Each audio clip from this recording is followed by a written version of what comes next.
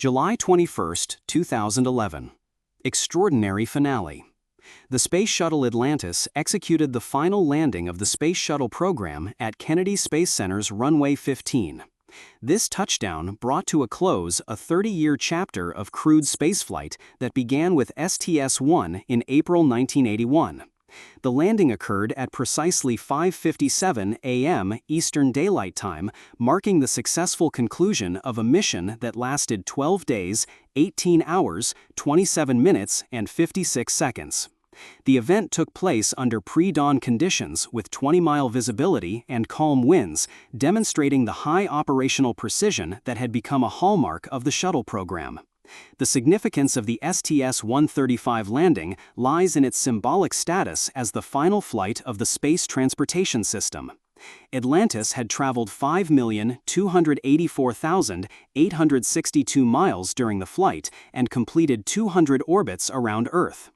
Over the lifespan of the shuttle program, the 5 orbiters flew a total of 135 missions, carried 355 astronauts, spanned over 21,000 orbits, and delivered more than 3,500,000 pounds of cargo to orbit.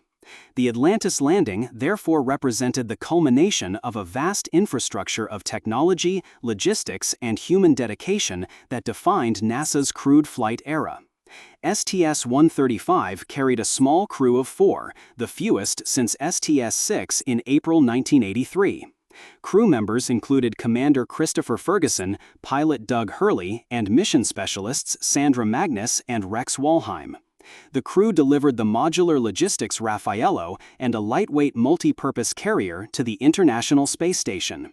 This payload delivered critical supplies meant to sustain the ISS through 2012 before commercial resupply services would assume logistical support. The successful docking on July 10 and the subsequent cargo transfer demonstrated the shuttle's unique capability to return large hardware to Earth, including a failed ammonia pump module and other equipment that would be lost without re-entry capability. The final mission required meticulous planning and funding solutions. Originally planned as a contingency flight, STS-335, the mission gained official authorization through legislation and continuing resolution in early 2011. NASA prepared custom Russian Soyuz seatliners and Sokol suits for crew evacuation contingencies because, after retirement of Discovery and Endeavour, no on-orbit shuttle rescue option remained. The mission's small crew size optimized payload capacity and minimized risk while preserving safety for a unique final flight. The landing itself was flawless. After a 3-minute, 17-second deorbit burn over the Indian Ocean, the crew executed precise re-entry procedures. Commander Ferguson piloted Atlantis to a smooth nighttime touchdown under xenon floodlights. Ground temperature and wind conditions, verified minutes before, allowed mission control in Houston to approve pre-dawn arrival rather than delay to daylight.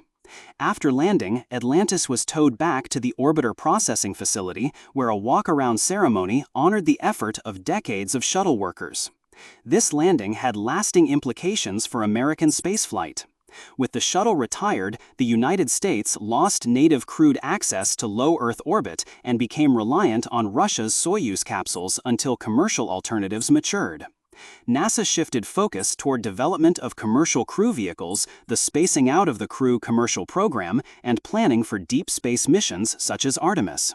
STS-135 became a catalyst that enabled the transition toward a new industrial strategy in crewed spaceflight. The legacy of Atlantis's final landing endures in its symbolic and practical achievements.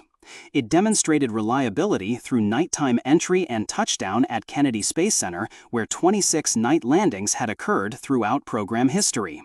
The mission proved that crewed resupply to the ISS remained possible and useful even as the shuttle retirement loomed.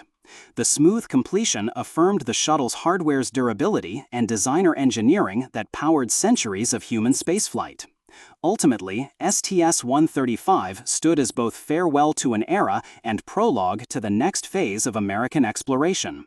For enthusiasts of historical ephemera, visit history-collectors.com to find collectibles that might complement your collection. You can own a piece of history.